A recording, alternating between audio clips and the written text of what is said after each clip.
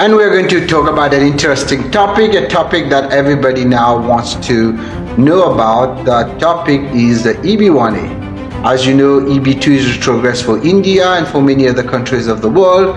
EB1A has a lot of advantages. Not only it's current, you also have the situation that it's a self-petition. You don't really need to go to an employer to file it. So we're going to talk about EB1A. Don't go anywhere. I would like you to subscribe to our channel, click on the subscribe button and the bell so that you get notification of any good news that we are bringing to you.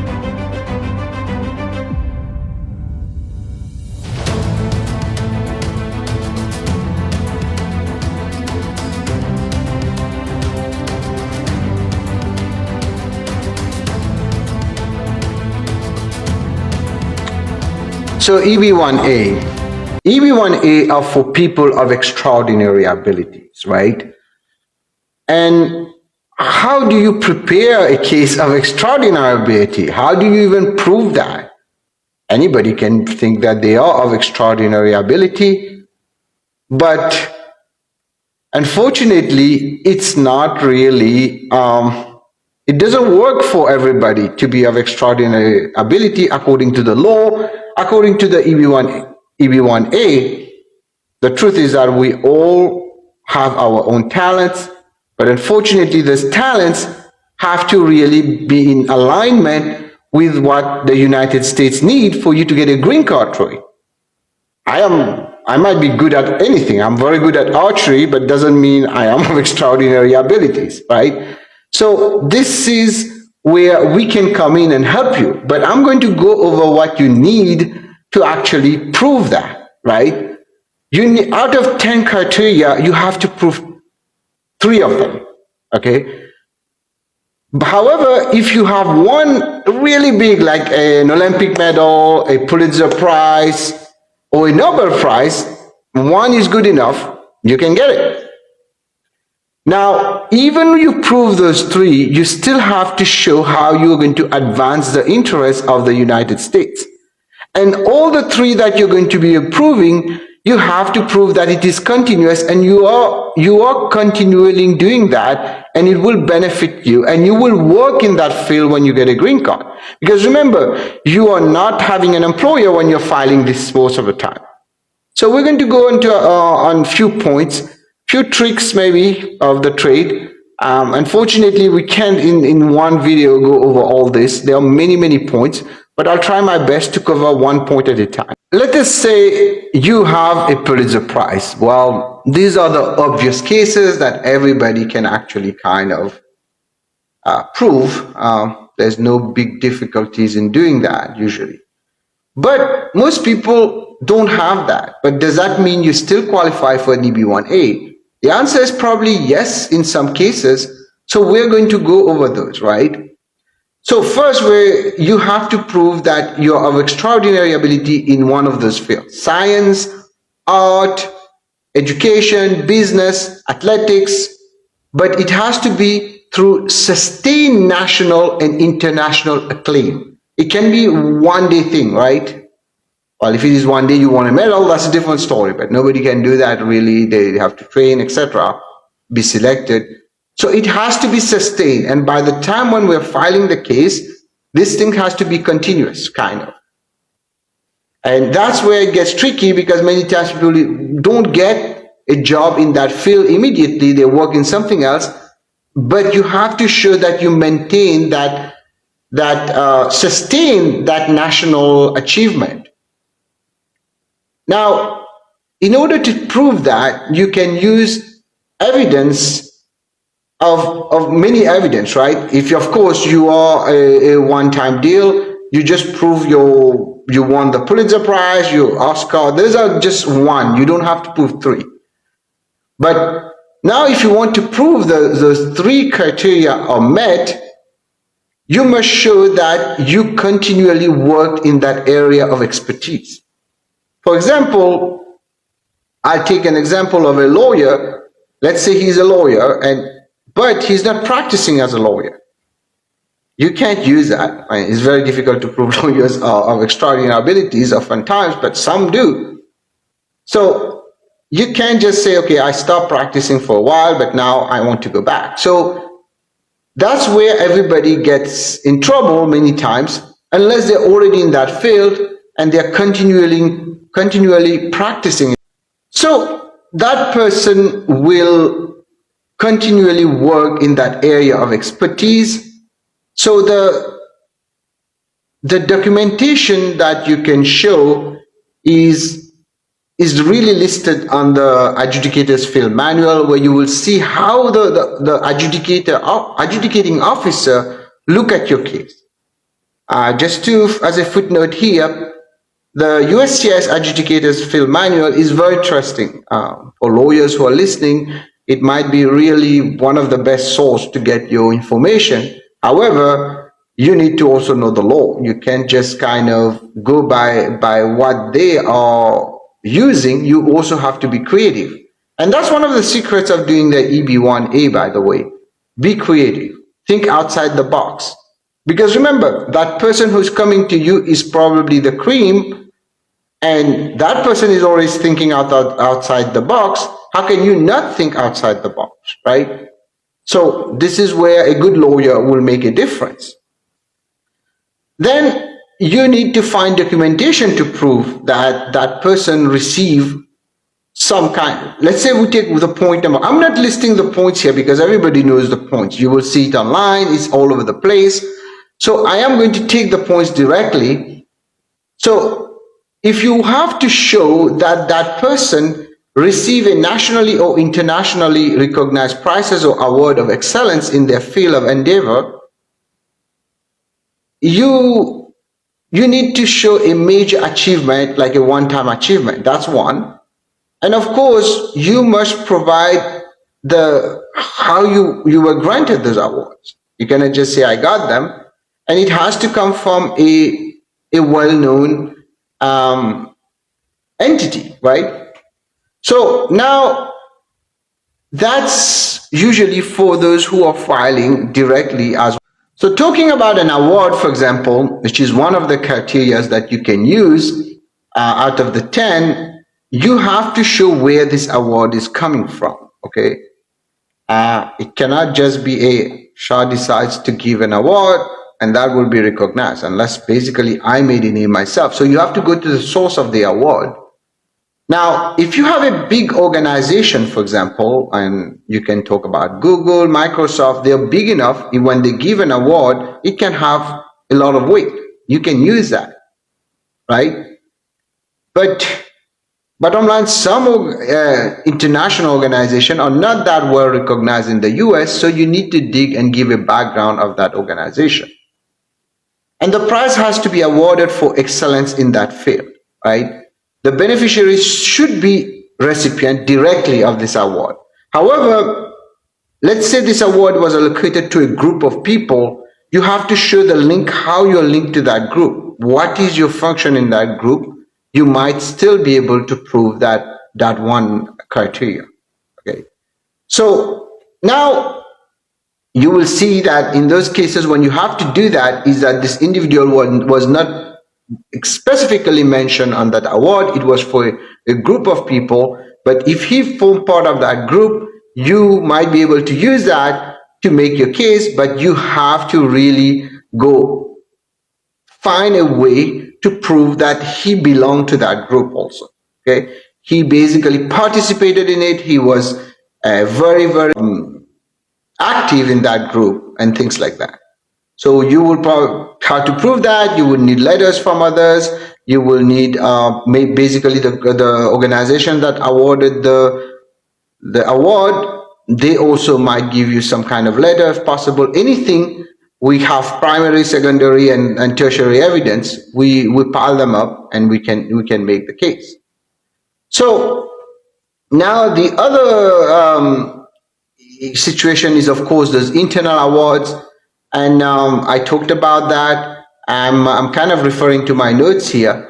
Then you have membership in organizations. That's another element which we're going to talk about. Now, one of the second criteria is membership in organizations.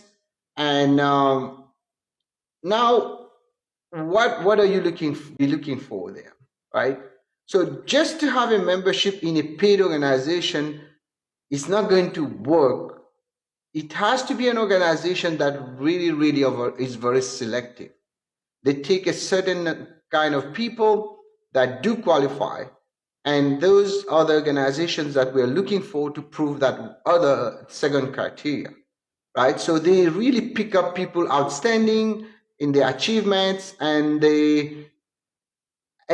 this can be recognized by the international and the national experts, right? So you can just pick, okay, I have this group, they're really like rich people, okay, fine. That's not going to work. It has to be something that basically pick a specific kind of people. Okay. As far as the organization we were talking about is concerned, you have to have been invited, right? You cannot just push your way in. Well, you might. That depends on the situation, but you have to find a way to get invited into it. And how do you do that? That's particular to your field. You distinguish yourself, and that's already going to help you to make your case, right? And they will invite you. Once you get in, we have another criteria. By the way, a point here, you don't have to have 10 criteria, right? You have to have 3 of them. And the 3 has to be strong. You can also put other criteria to supplement it a little bit, maybe 4, but don't try to get all over the place and try to get a little bit of all the 10 criteria. It's not going to work. It has to be 3 strong. You can maybe put 4, 5, but 3 has to be strong out of them. Okay? So very important you understand that. You cannot, if you have all, good for you. But we have to prove 3 and prove it very strong. So pick the 3 strong ones and fight on that. So now we're going to talk also about, we talk about that. You have to be invited, and you have to also mention who are part of this organization, the kind of people in there, Stephen Hawking's, you name it, all those big shots. I'm just giving an example here, and who is Stephen Hawking? He's no longer here, but I'm just mentioning that.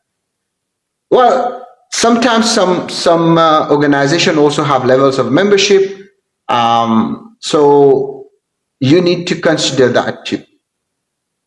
Now, third one is your published materials. Okay, that's a big one because everybody talks about that. Oh, I have published materials, I have this, I have that, I have that. Good. It is an important part, but most people don't have it. So that's one of the factors that really kind of block people to move forward with the EB1A. Just to let you know, you don't need that. But if you have it, better for you. But it has to be in major trade publications, okay? And it cannot just be publishing anything. It has to be about your work, and it has to be also related to your, not only your work, but related to your field mostly, right?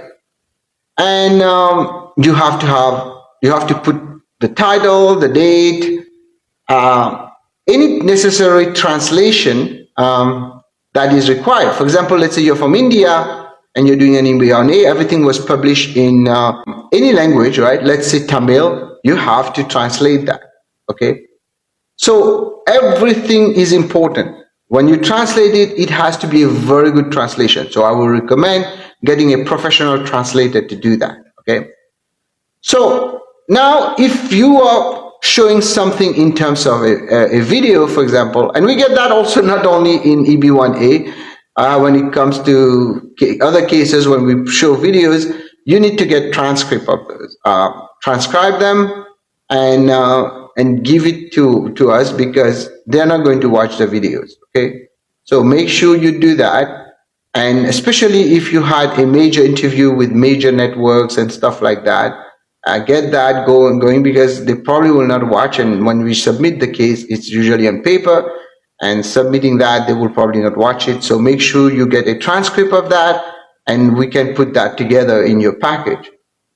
Now, we have to, if it is published, we have to show the circulation of that paper. New York Times, Washington Journal, Science, you name it.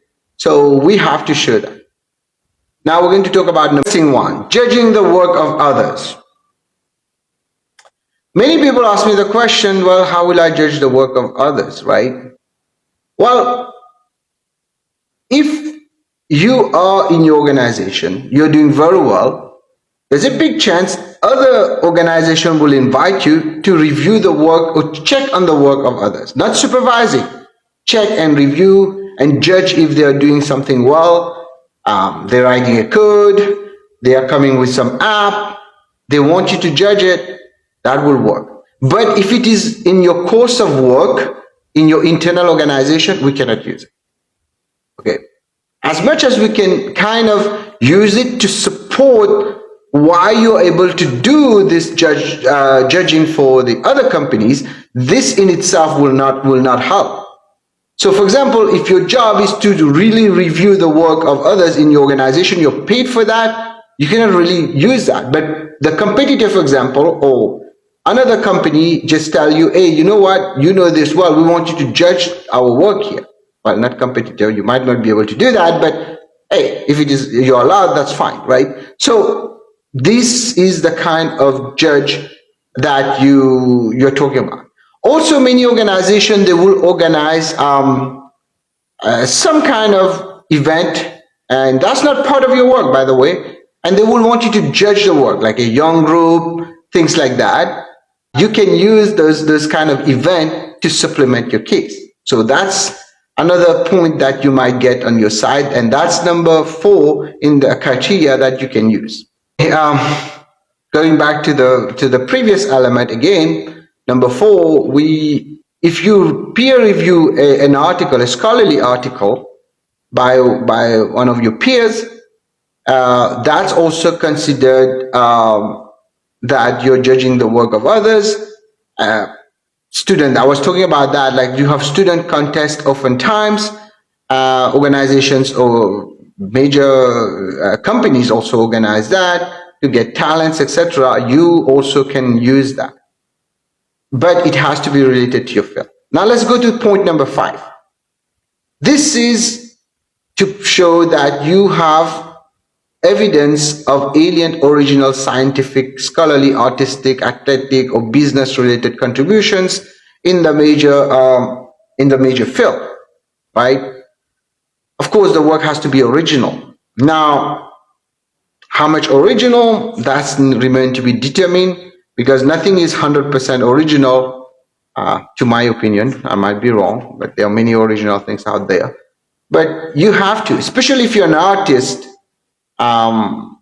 it might be very important that you are original, right? But an artist, like an athlete, they pretty much do a lot of the same movement, they just do it better. So that's still original. And it has to be of major significance in the field. Something can be original, but it has no significance in the field. You're not going to prove that. One thing I've noticed when I read the letters of recommendations or the peer letters or things like that by the candidates is that an objective point. They tend to write in generic way, right?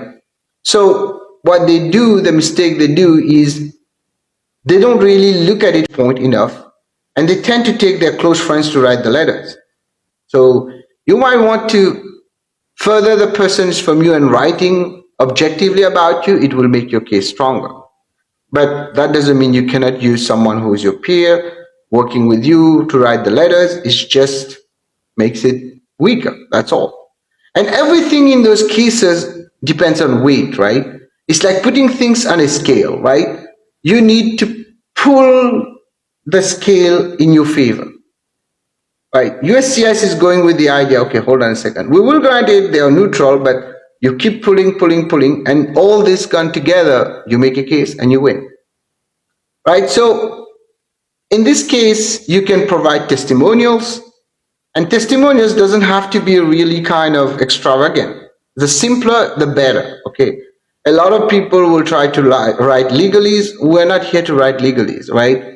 There are scientific terms, the stuff like that. Leave that to your lawyer. The lawyer will write the legal part. Your job is to write the factual part. Many people tend to look at the law and forget about the facts. The truth is that it's 75% facts, I'll say even 80%, and only 20% law. Then the part which the lawyer has to be good is to be able to match those facts to the law. Not take the law to match to those facts, but match those facts to the law. And this is where it gets really, really the work of an artist to do that. We have some great people in the office who have done a very, very good job about that. But at the same time, sometimes we ourselves are we face a wall because we don't know, we can only know enough about technology, about certain sciences, but certain art. But luckily we have done enough of those cases, we might be able to help. But you need to really and this is where you can also have an expert opinion, write a good letter about this for you. Let's talk about point 6, right? Point 6 is when you are an author of scholarly articles, right, in your field, and they were published on trade publications or other major media. We talk about a little bit about articles published about you, but this time you are writing the article that is going to be published, right? Those are pretty straightforward. Most of the people who have a PhD and things like that, they do have at least. But that doesn't mean you have a PhD, you will win, okay? By the way, a lot of people make that mistake, right? So you can also co-author those articles. You don't have to really be the main person who is really writing it. That will be helpful, but it has to be something major. Then it has to be related, of course, to your field. For example, I'm a lawyer. If I write about agriculture, maybe it will work, but if I have a background in it, but not really that much. But if I write an article about law, about immigration law specifically, about not only immigration law, about EB1A, for example, it will have weight because we narrowed down right now what is exactly that I am, right? Not only am I an immigration lawyer, I've been doing it for 19 years now almost. I've been focusing on employment base, although I have done a lot of good cases on family base, including all those abuse cases. I'm just going on this as an example. But at the end of the day, when you put it in a funnel, what I do best is employment based. Okay, so we have a very good track record on them, and we have been really, really successful in many cases. And that's what we are talking about here. We take it like in a funnel. It goes from up, down, down, down, down. We narrow it down to the point that you will become the expert. Because I always say that you don't want to be a big fish in a big lake or a big pond. You want to be a big fish in a small lake. And that's what we have to create, that small lake. Now, number 7, these are for evidence of display of aliens' work in the field of artistic exhibitions, right? Or showcase, right? What happens here is, we're talking about artists here mostly, right? People who are on the technical side, whom we are dealing mostly in our office, they don't really have this. Although, yes, you might have some kind of exhibition. Let's say you invented something, you have a patent. Okay, a patent, by the way, is very helpful. And you're showcasing that invention, right? I remember we had a case of someone working on something, a special water filtering system, etc. And this was showcased in an exposition and etc. And we were able to use that. Not as much, but it was helpful. But for artists, that's what you're, especially like I have a painting behind me done in pieces like a puzzle, then they put it together. This is artistic work, right? And putting it together itself is artistic work because those guys who have to do that, they themselves have to come and put it together. And that's an example right there, I can tell you. And if you are not in that, then you don't have to worry about that because you won't have that. So now number 8. Number 8 is if the alien has performed in a leading or critical role for an organization, an establishment that has a distinguished reputation. Okay, what does that mean? It means if you have, for example, you work for, let's give an example, Microsoft, we had Cisco, Google, Apple, and you're distinguishing there, well, hey, obviously we can use that, provided they are willing to give you those letters and testimonials stating that you are, and plus we can prove you contributed something in that company, right? It cannot just be, okay, I just work there. No, that's not. You have to really be furthering their research and development department, etc., but not necessarily in there. So we have to look at on a case by case basis. Then we can tell you if you do. You have to show that you led a critical role, right? A critical role means you're more than important. The word critical, very, very significant. Someone who is not the ordinary style, without putting anybody down. Everybody is important, but this is what you're looking for, right? And of course, the organization has to be big, right? It can't, not big, but it has to be recognized. It can be small, but it's really something. Like, I'll give you an example. Rolex. Rolex, I think, is owned by only 5 or 7 lawyers. People probably don't know that. I think that's what I heard. And they don't admit other people, but they have a research and research department, and they also have other people working with them. But yet, if you have distinguished yourself there, guess what? You got it, right? And again, forgive me if I'm mistaken for Rolex. I'm hoping I'm right on that. So now you can prove that by showing, right? So if it is a well-known organization, like I said, Google, Microsoft, etc., it's kind of obvious. But if it is something that people don't know that much, but is big still, and I was using the example of Rolex, people who wear Rolex watches really value it, but other people might not even know. So I'm just saying in terms of what it is, right? And now it has to be not a managerial role, but above that. You have to show, one of the tricks to show that is to show an organizational chart, a strong one, and where you position yourself in that, okay?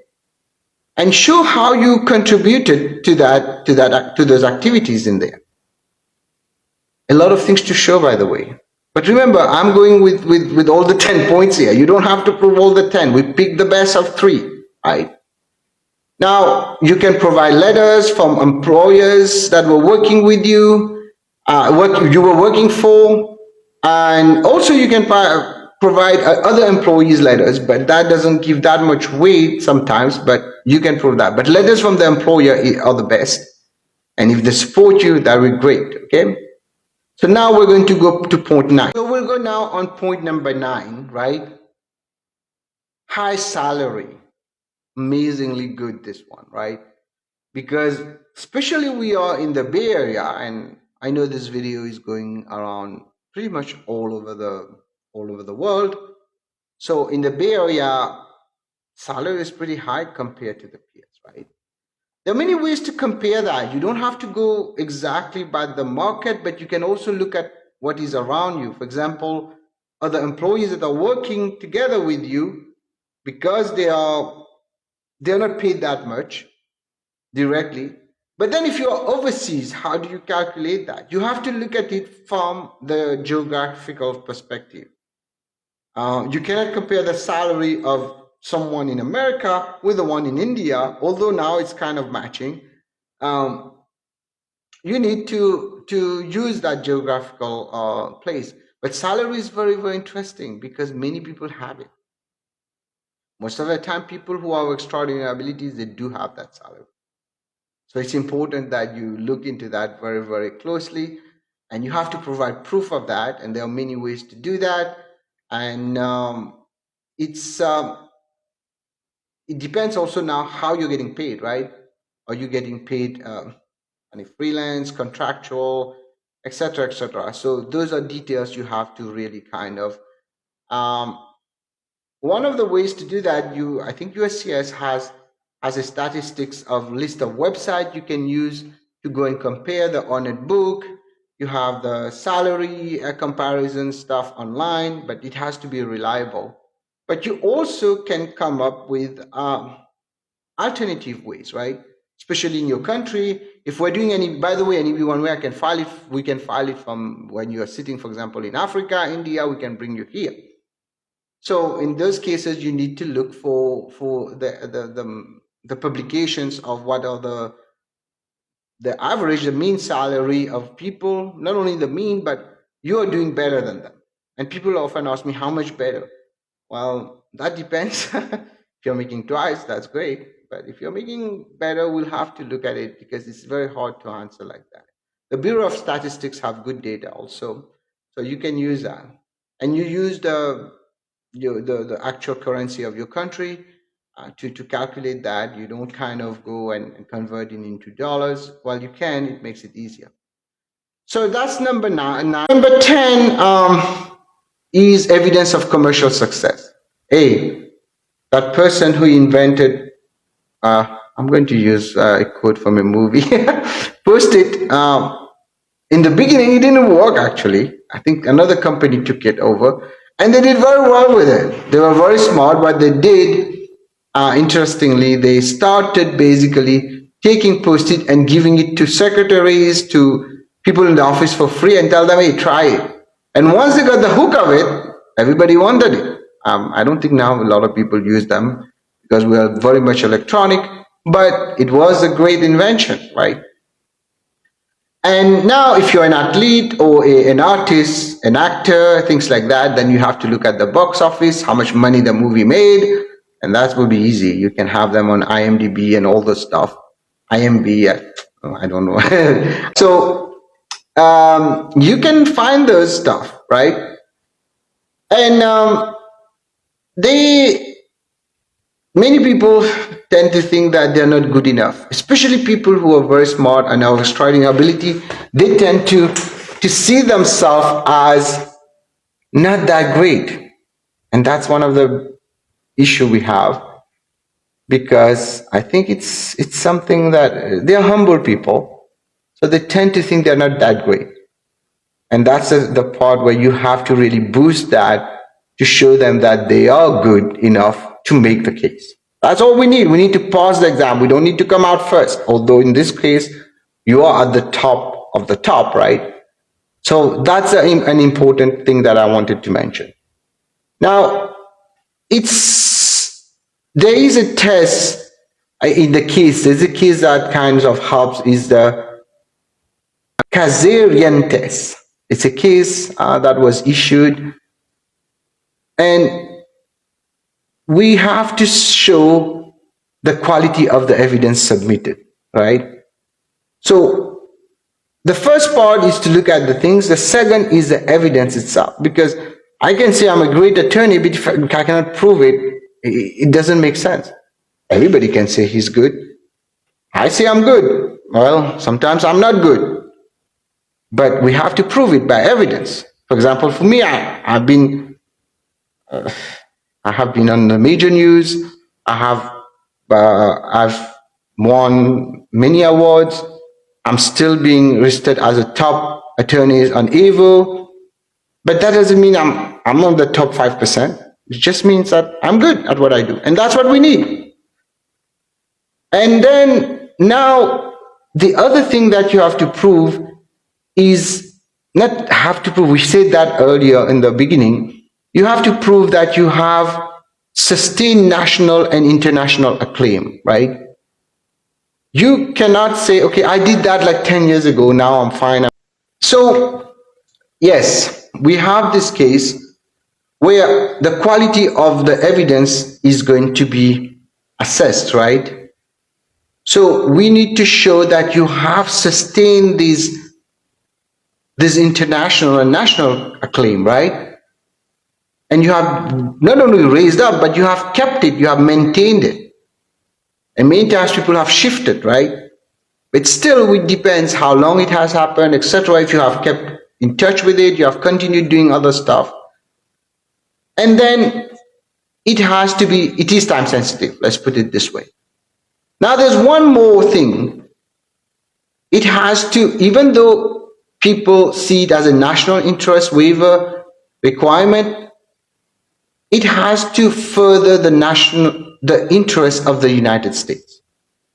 Okay? You cannot just come, you might be the best in your field, but guess what?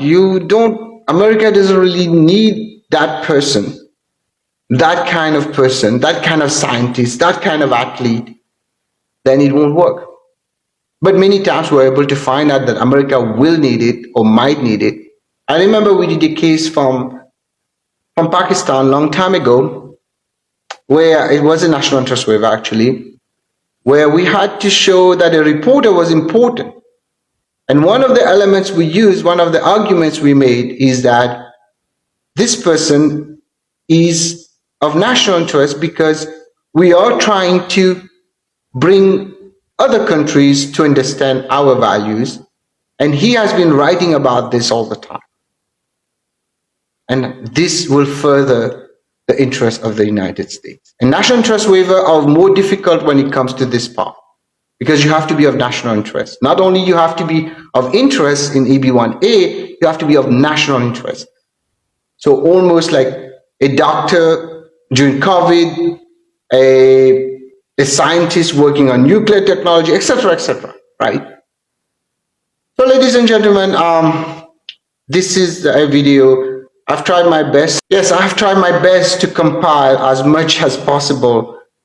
But remember, a national interest waiver, or an EB1A in this case, I'm saying national interest waiver, an EB1A is not obvious, okay? Many people who are very intelligent, very capable, full of talents, of extraordinary abilities, they cannot present themselves this way because they're so focused in their work. You know, like myself, for example, I'm not of extraordinary ability. Well, maybe I am, but I don't know. I will not be able to present it because that's not what I focus on. I focus on my work. And this is where we come in. We can help you.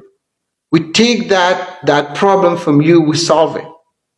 But you have to give us what it takes to make it. We can only be the cook. You have to bring the ingredients. I wanted to thank you for listening to that video. It has been long, but it's very worth it. I want you to share it, subscribe to it, and please contact our office if you need any help.